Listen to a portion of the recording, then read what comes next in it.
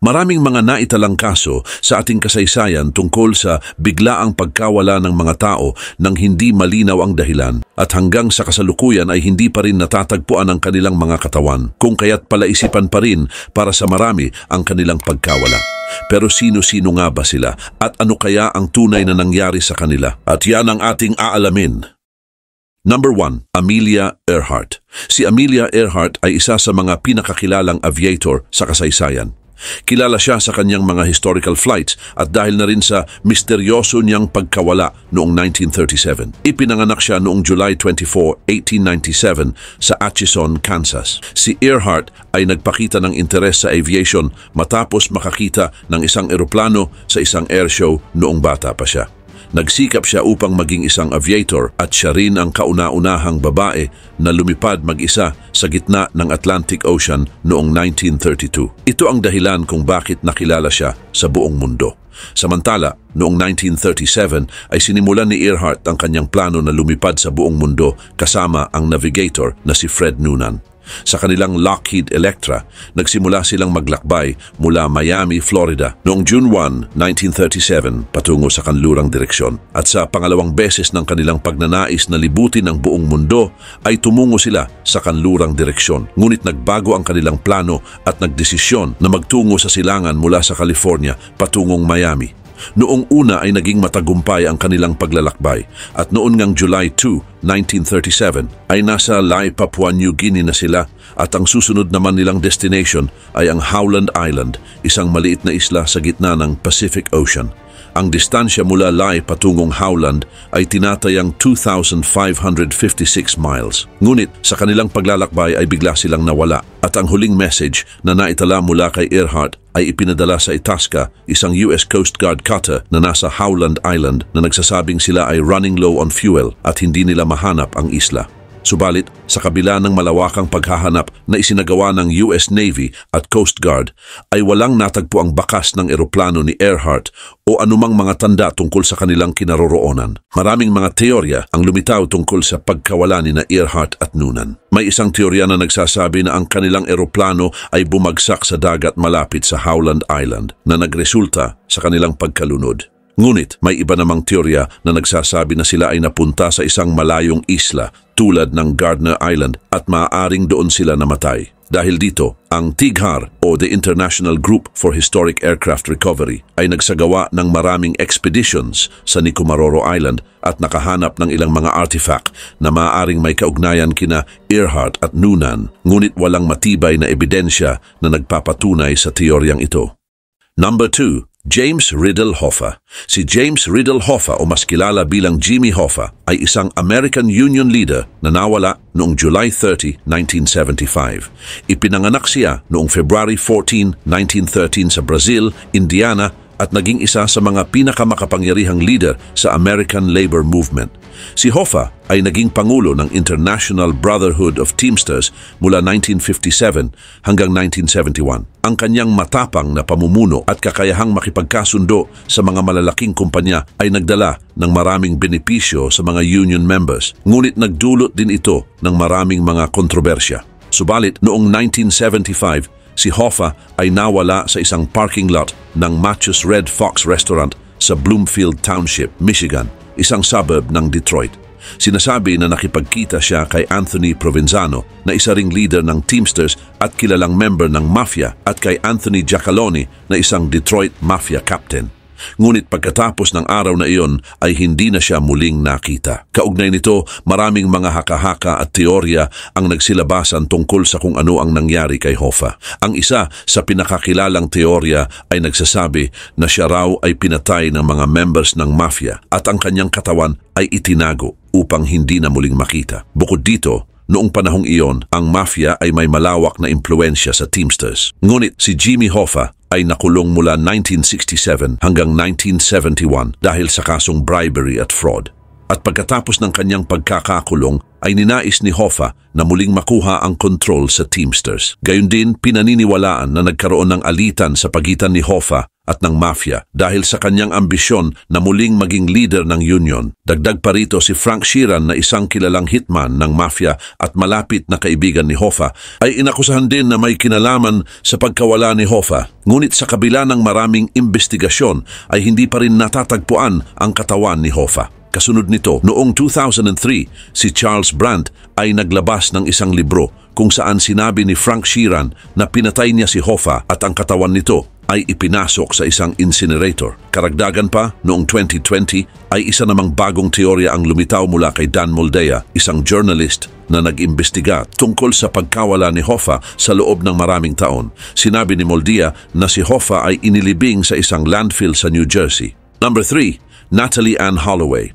Si Natalie Ann Holloway ay isang 18 years old na estudyante mula sa Mountain Brook, Alabama na nawala noong May 30, 2005 habang nasa isang graduation trip sa Aruba. Pumunta si Natalie kasama ang kanyang mga kaklase sa isang 5-day trip sa Aruba bilang bahagi ng kanilang graduation celebration mula sa Mountain Brook High School. Ayon sa mga ulat, huli siyang nakitang buhay sa labas ng isang nightclub na tinatawag na Carlos and Charlie's sa Oranjestad, Aruba. Kasama niya noon ang tatlo niyang kaklase na sina Joran van der Sloot, isang Dutch student, at sina Deepak at Satish Kalpoy na nagmula rin sa Dutch Caribbean Island. Ayon sa pahayag ni Joran van der Sloot, isinakay nila si Natalie sa kanilang sasakyan at dinala sa beach malapit sa kanyang hotel. Sinabi ni Joran na iniwan niya si Natalie sa beach at umuwi na at simula noong gabing iyon ay hindi na muling nakita si Natalie. Ang mga magulang ni Natalie na sina Dave at Beth Holloway ay agad na nagtungo sa Aruba upang hanapin ang kanilang anak. Pero hindi na nila ito nakita. Subalit,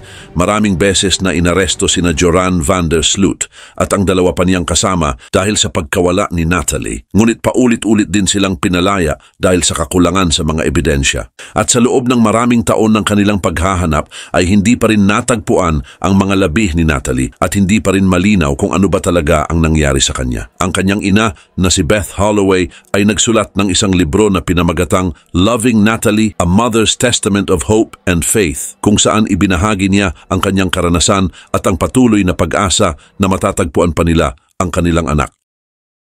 Number 4, Michael Clark Rockefeller. Si Michael Clark Rockefeller ay ipinanganak noong May 18, 1938 sa New York City. Siya ay anak ni Nelson Rockefeller. Nakalaunan ay naging Vice President ng United States. Lumaki si Michael na may interest sa arts at anthropology. Samantala, noong November 17, 1961, si Michael at ang kanyang kasama na si Rene Wassing, isang Dutch anthropologist, ay naglalakbay sa pamamagitan ng isang maliit na bangka sa ilog ng Asmat. Subalit ang kanilang bangka ay tumaob. At habang nasa bangka si Wassing, ay nagdesisyon si Michael na lumangoy patungo sa riverside upang humingi ng tulong. At ang huli niyang sinabi kay Wassing ay, I think I can make it. At simula noon ay hindi na siya muling nakita dahil dito ay nagsagawa ng isang malawakang paghahanap kay Michael. Ngunit walang matibay na ebidensya ang natagpuan upang malaman kung ano ang totoong nangyari sa kanya. Dagdag pa rito, may ilang teorya na nagsasabi na maaaring napatay at kinain si Michael ng mga Asmat. Ang Asmat ay isang tribo na kilala sa kanilang kasaysayan pagdating sa cannibalism at pang-aaway sa ibang tribo. Habang ang iba naman ay naniniwala na maaaring siya ay namuhay kasama ng mga Asmat at nagpatuloy ng kanyang buhay doon. Ngunit mayroon ding mga haka-haka na maaaring siya ay nakuha ng mga hayop sa gubat o kaya ay nalunod sa ilog. Subalit sa kabila ng mga pagsisikap ng kanyang pamilya at mga private investigator na hanapin siya, ay nabigo pa rin sila na matagpuan siya. Gayon din, maraming libro, documentaries at mga articles ang isinulat tungkol sa kanya. Tulad na lamang ng librong Savage Harvest, A Tale of Cannibals, Colonialism, and Michael Rockefeller's Tragic Quest for Primitive Art ni Carl Hoffman. Karagdagan pa dito sa pagsisiyasat ni Hoffman ay nakahanap siya ng mga tanda na maaaring si Michael ay talagang napatay ng mga Asmat. At ayon sa kanyang mga nakausap, may mga nagsasabi na mayroong isang lalaki na dumating sa kanilang lugar noong panahon na nawala si Michael. At ang ilan ay nagsasabi na si Michael raw ay pinatay bilang bahagi ng isang ritual. Number 5, Louis Le Prince. Si Louis Le Prince ay kilala bilang Father of Cinematography dahil sa kanyang mga ginawang experimentations sa pagkuha ng mga videos gamit ang kamera. Ipinanganak siya noong August 28, 1841 sa Metz, France. Siya ay isang inventor at engineer na nagpakita ng husay sa larangan ng optics at photochemistry. At isa sa kanyang pinakakilalang invention ay ang Roundhay Garden Scene na isang maikling pelikula. Subalit noong September 16, 1890, si Louis Le Prince ay biglaang naglaho habang nakasakay sa isang train mula Dijon patungong Paris. Dahil dito, ang kanyang pagkawala ay nagbigay daan sa maraming haka-haka at teorya. Samantala, bago ang kanyang pagkawala, si Le Prince ay abala sa pagpapabuti ng kanyang kamera dahil plano niyang ipakita ito sa publiko upang makilala ang kanyang trabaho. Gayun din, dumalaw siya sa kanyang kapatid na lalaki sa Dijon upang magpaalam bago ang kanyang paglalakbay patungong Paris kung saan ay balak niyang ipakita ang kanyang invention sa United States. Ngunit hindi siya nakarating sa kanyang paroroonan at hindi na rin siya muling nakita. Bilang resulta, maraming mga theories ang nagsilabasan patungkol sa pagkawala ni Le Prince. Ang isa sa mga ito ay nagsasabi na maaaring siya ay pinatay upang pigilan siya na maipakita niya ang kanyang invention.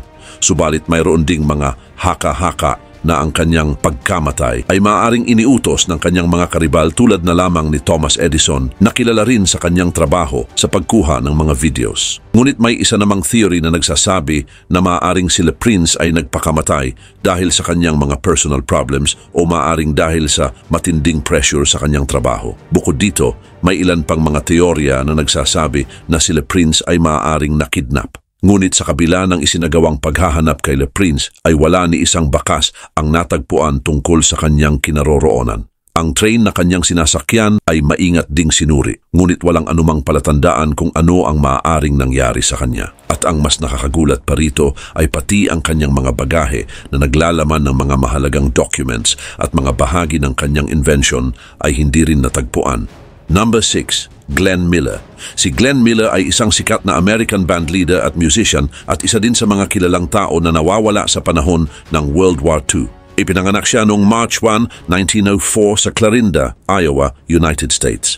Nakilala si Glenn dahil sa kanyang natatanging style ng swing music at ang kanyang Glenn Miller Orchestra ay naging isa din sa mga pinakamatagumpay na big bands noong late 1930s at early 1940s. Gayon din naman ang kanyang mga hit tulad ng In the Mood, Moonlight Serenade at Tuxedo Junction ay naging mga classical music. Subalit noong 1942, nagpasya si Miller na sumali sa militar upang magbigay aliw sa mga American soldiers. Pumasok siya sa US Army Air Forces at dahil dito ay nabuo ang Glenn Miller Army Air Force Band. Ang banda na ito ay naglibot sa iba't ibang bahagi ng Europe at nagbibigay ng moral support sa mga sundalo sa panahon ng digmaan. At noong December 15, 1944, si Miller ay sumakay sa isang single-engine aircraft na UC-64 Norseman na mula sa England patungong Paris upang ihanda ang pagdating ng kanyang banda. Kasama niya ang piloto na si John Morgan at ang pasaherong si Lieutenant Colonel Norman Basel. Ang eroplano ay umalis mula sa RAF Twinwood Farm sa Bedfordshire at hindi rin naman maganda ang kalagayan ng panahon sa mga oras na iyon. Mula noon ay hindi na muling nakita ang eroplano ni Miller at wala na ring nakitang anumang wreckage o mga labi nito. Ang isa sa mga pinakakilalang theory ay nagsasabi na ang eroplano na sinasakyan ni Miller ay sinalubong ng masamang panahon at pinaniniwala ang bumagsak sa English Channel. Ngunit ayon naman sa isa pang theory, ang eroplano ay aksidenteng na-dump ng mga Allied bombers na pabalik na mula sa isang misyon sa Germany. Ayon sa ilang report, ang mga bombers ay nag-dump ng mga hindi nagamit na bomba sa English Channel at posibleng tinamaan nito ang eroplano ni Miller.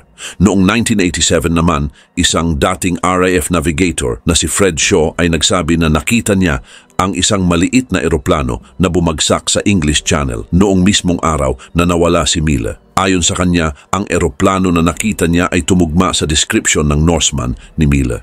Pero ang kanyang statement ay hindi rin naman napatunayan. Ang pagkawala ni Glenn Miller ay nag-iwan ng malaking kawalan sa larangan ng musika.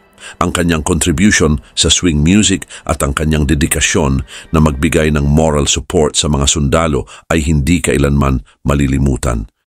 Number 7. Sean Flynn. Si Sean Flynn na anak ng Hollywood star na si Errol Flynn at ng French actress na si Lily Damita ay isang kilalang aktor at photojournalist noong 1960. Nakilala siya sa kanyang mga pelikula tulad ng The Son of Captain Blood at Where the Boys Are, ngunit sa halip na magpatuloy sa kanyang acting career ay mas pinili ni Sean na maging isang photojournalist sa mga lugar ng digmaan. Noong 1966, nagsimula siyang magtrabaho bilang isang freelance photojournalist na nagre-report mula sa mga digmaan sa Middle East at sa Southeast Asia, kabilang ang Vietnam.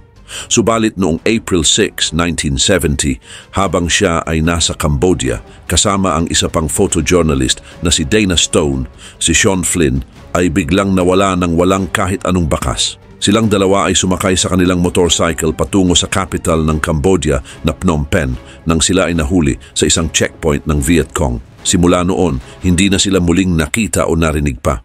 Dahil dito, may mga report na nagsasabing sila ay nahuli ng mga tauhan ng Khmer Rouge, ngunit walang matibay na ebidensya na magpapatunay nito. May mga nagsasabing sila ay pinatay agad ng mga nakahuli sa kanila habang ang iba naman ay naniniwalang sila ay binihag ng mahabang panahon bago tuluyang pinatay. Ang kawalan ng malinaw na impormasyon at ebidensya ay nagdulot ng misteryo sa kanilang pagkawala. Samantala, ang ina ni Sean na si Lily Damita ay gumastos din ng malaking halaga at ginugol ang maraming taon sa paghahanap sa kanyang anak. Kaugnay nito ay nag-hire din siya ng mga private investigators at nagsagawa ng malawakang paghahanap sa Cambodia, ngunit ang lahat ng ito ay nauwi lang sa wala. At noong 1984, idineklara ng korte si Sean bilang legal death, ngunit ang kanyang katawan ay hindi kailanman natagpuan. Noong 2010 naman, may dalawang American investigator na sina Keith Rotheram at Chris Cusack ang nagsabing natagpuan nila ang mga katawan nina Flynn at Stone sa isang mass grave sa Cambodia. Ang mga buto nito ay ipinasuri sa isang forensic laboratory sa Hawaii, ngunit ang mga resulta ng DNA testing ay hindi nagmatch sa mga records nina Flynn at Stone. Number 8. Ambrose Bierce. Si Ambrose Bierce ay isang sikat na writer at journalist na kilala rin sa kanyang mga nakakatakot at satirical na kwento. Siya ay ipinanganak noong June 24, 1842 sa Meigs County, Ohio. Kilala si Bierce sa kanyang collection ng mga kwentong The Devil's Dictionary at Tales of Soldiers and Civilians. At noong October 1913, noong siya ay 71 years old, si Bierce ay naglakbay patungong Mexico sa kalagitnaan ng Mexican Revolution. Gumawa din siya ng isang liham para sa kanyang pamangkin at ang sinasabi ng liham ay, "Goodbye. If you hear of my being stood up against a Mexican stone wall and shot to rags, please know that I think that a pretty good way to depart this life. It beats old age, disease, or falling down the cellar stairs. To be a gringo in Mexico, that is euthanasia." Sa panahon ng kanyang paglalakbay, marami ang nagsabi na nakita siya kasama ng mga Revolutionary Army ni Pancho Villa. Ayon sa ilang mga report, si Bierce ay huling nakita noong December 26, 1913 sa Chihuahua, Mexico. Ngunit mula noon, nawala na rin ang lahat ng bakas tungkol sa kanya at ang kanyang kinahinatnan ay nanatiling isang misteryo. Dahil dito ay maraming mga kwento ang lumitaw tungkol sa kanyang pagkawala, ngunit wala sa mga ito ang napatunayan. Subalit, ang isang kilalang theory ay nagsasabi na si Bierce ay namatay sa panahon ng isang labanan kasama ng mga revolutionaries. Ang iba naman ay naniniwala na siya ay biktima ng isang personal vendetta o di kaya naman ay pinatay siya dahil sa kanyang mga pagsusulat na bumabatikos sa iba't ibang tao at grupo. May mga nagsasabi na maaring naaresto siya at napatay ng mga government forces ng Mexico. Sa kabila nito, wala pa ring sapat na ebidensya na magsasabi sa tunay na dahilan ng kanyang misteryosong pagkawala. Number 9. Theodosia Burr Alston.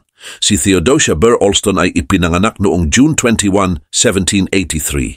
Siya ang nag-iisang anak na babae ni Aaron Burr, ang ikatlong Vice President ng United States, at ni Theodosia Bartow Prevost Burr. Kilala siya bilang isang educated woman at lumaking may mataas na pagtingin mula sa kanyang ama na tinuruan din siya ng iba't ibang larangan mula sa literature hanggang sa mga languages. At noong 1801, ikinasal siya kay Joseph Alston na isang mayamang planter mula sa South Carolina na kalaunan ay naging governor ng state. Subalit ang pagkawala ni Theodosia ay isa sa mga malaking misteryo sa kasaysayan ng Amerika. Noong December 30, 1812, sumakay siya sa isang maliit na barko na tinatawag na Patriot mula sa Georgetown, South Carolina, patungong New York City upang makasama ang kanyang ama. At matapos ang New Orleans War, si Theodosia ay nagdesisyong bisitahin ang kanyang ama upang makapagpahinga mula sa kalungkutan dulot ng pagkamatay ng kanyang anak na si Aaron Burr Alston noong 1812. At mula noon ay hindi na siya muling nakita pa, pati ang Patriot at ang kanyang mga kasama sa barko. Lumipas ang maraming taon na walang nahahanap na kahit anong malinaw na ebidensya sa kung ano talaga ang totoong nangyari sa kanya. Dahil dito, ang ilan ay nagsasabing lumubog ang barko dahil sa isang bagyo. Ngunit ang iba naman ay naniniwala na inatake ito ng mga pirata. Pero ang isa sa mga pinakakapansin-pansing kwento ay noong 1869 nang ang isang matandang babae sa Texas ay nagpakita ng isang alahas na may nakaukit na Theodosia sa likod nito. Sinabi din niya na nakuha niya ito mula sa isang pirata na umamin na siya ang pumatay sa mga sakay ng barko at kinuha ang kanilang mga ari-arian. Maliban pa dito, mayroon ding isang kwento mula sa North Carolina noong 1813 na naglalarawan ng isang babae na kahawig ni Theodosia na nakarating sa mga baybaying dagat. Ayon sa kwento, natagpuan siya ng mga tao sa tribo at namuhay na kasama nila bago siya nagkasakit at namatay. Ang ilan ay naniniwala na siya ang nawawalang si Theodosia, ngunit walang matibay na ebidensya na nagpapatunay dito. Number 10, Bobby Dunbar. Noong August 23, 1912, isang malungkot na pangyayari ang naganap sa Louisiana, USA. Dahil ang 4 years old na si Robert Clarence Bobby Dunbar ay nawala habang nagbabakasyon ang kanyang pamilya sa isang lawa na tinatawag na Swayze Lake. Dahil dito, ang pamilya ni Bobby ay nagsagawa ng malawakang paghahanap upang malaman ang kinaroroonan ng bata. Marami ding mga volunteers ang sumali at tumulong sa paghahanap kay Bobby. Gayon din naman, ang mga news centers ay gumawa din ng mga articles tungkol sa pagkawala ng bata at upang hikayatin ang mga tao na magbigay ng impormasyon kung sakaling may alam sila sa nangyari. Ngunit matapos ang ilang buwan ng paghahanap, may isang batang lalaki na katulad ng hitsura ni Bobby ang natagpuan sa Mississippi kasama ang isang lalaking nagngangalang William Cantwell Walters noong April 1913.